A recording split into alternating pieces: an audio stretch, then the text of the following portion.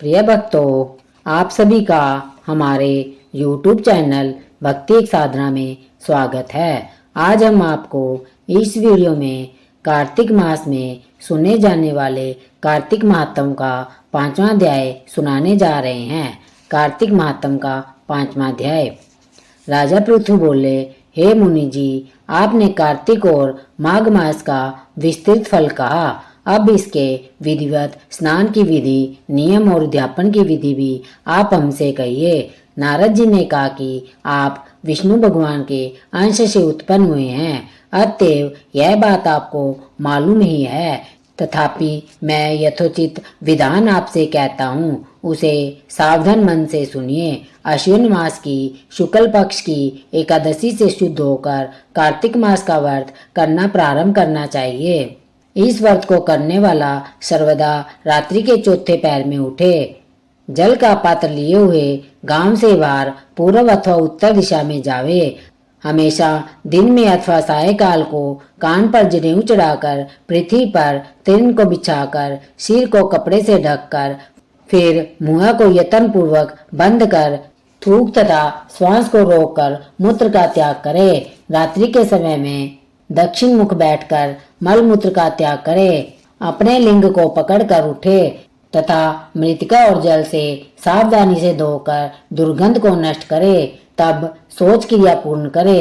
एक बार लिंग में, 3 बार हाथ में, फिर शीशन अथवा हाथ में 2-2 बार, 5-5 गुदा में और 10 बार बाएं हाथ में, दोनों हाथों में 7 बार मिट्टी गाल-गाकर अच्छी तरह जल से धोवे। यह शौच विधि गृहस्थों के लिए कही गई है। ब्रह्मचारियों को दूनी, वानप्रस्थ को तीगनी और सन्यासियों को चौगनी अधिक शुद्धि करनी चाहिए। जो शुद्धि की विधि दिन में कही गई है, उससे आधी शुद्धि रात में होनी चाहिए। इससे भी आधी आतुर तथा इससे भी आधी विधि यात्री को करनी चाहिए।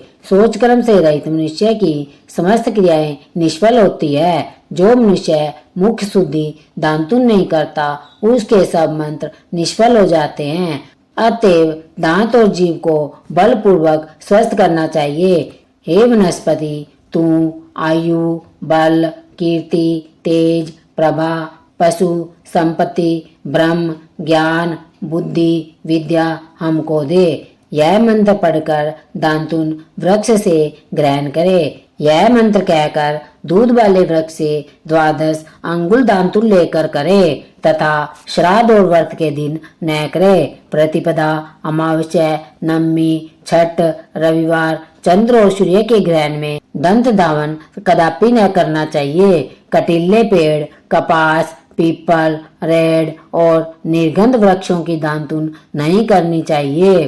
तत्पश्चात फूल, माला, चंदन और पान इत्यादि पूजन सामग्री लेकर प्रसन्न मन हो भक्ति पूर्वक विष्णु भगवान अथवा शिव जी के मंदिर जाए।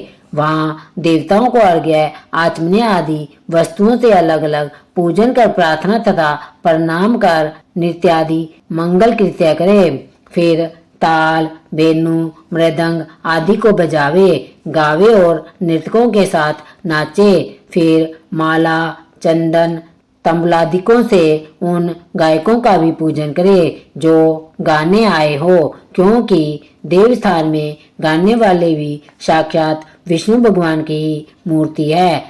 ये लोग सत्ययुग आदिकों में विष्णु भगवान को तपस्या, योग और दान द्वारा प्रसन्न करते थे, किंतु कलयुग में अनुराग सहित भगवत गुणगान ही भगवान को प्रसन्न करने के लिए प्रधान माना गया है। हे राजन, मैंने एक बार विष्णु भगवान से पूछा था कि आप अधिकतर कहाँ रहते हैं। यह सुनकर विष्णु भगवान ने कहा, हे नारद, मैं बैकुंठ में अथवा योगियों के हृदय में भी नहीं रहता, अपितु जहाँ मेरे भक्त मेरा गुणगान करते हैं वहाँ मैं अवश्य रहा करता हूँ।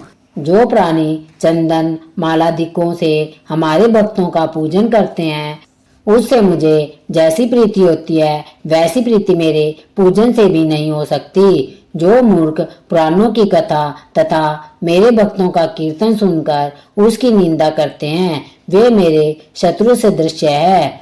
शीरीष, धतूरा, गिरिजा, चमेली, केसर, कंदार, मदार तथा कनेर के फूल और अक्षतों से विष्णु भगवान की पूजा नहीं करनी चाहिए। अढ़ल, कंद, शीरीष, जूही, मालती, केवड़ा के पुष्पों से शिवजी का पूजन नहीं करना चाहिए। लक्ष्मी की अभिलाषा करने वाले पुरुष को चाहिए कि तुलसी पत्र से गणेश जी, दुर्वा से दुर्गा जी, अगस्त्य के फूल से सूर्य नारायण की पूजा न करें।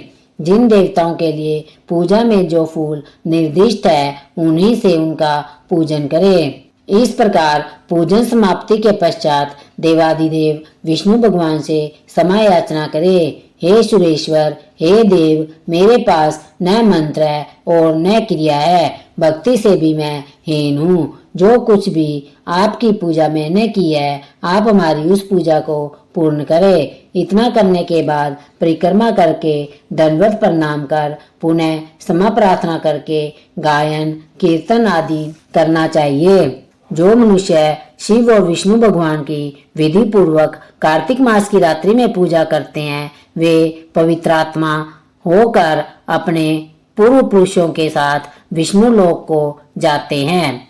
कार्तिक महात्म अध्याय 5वां समाप्त हुआ। बोल श्री कृष्ण भगवान की जय हो, जय हो, जय हो।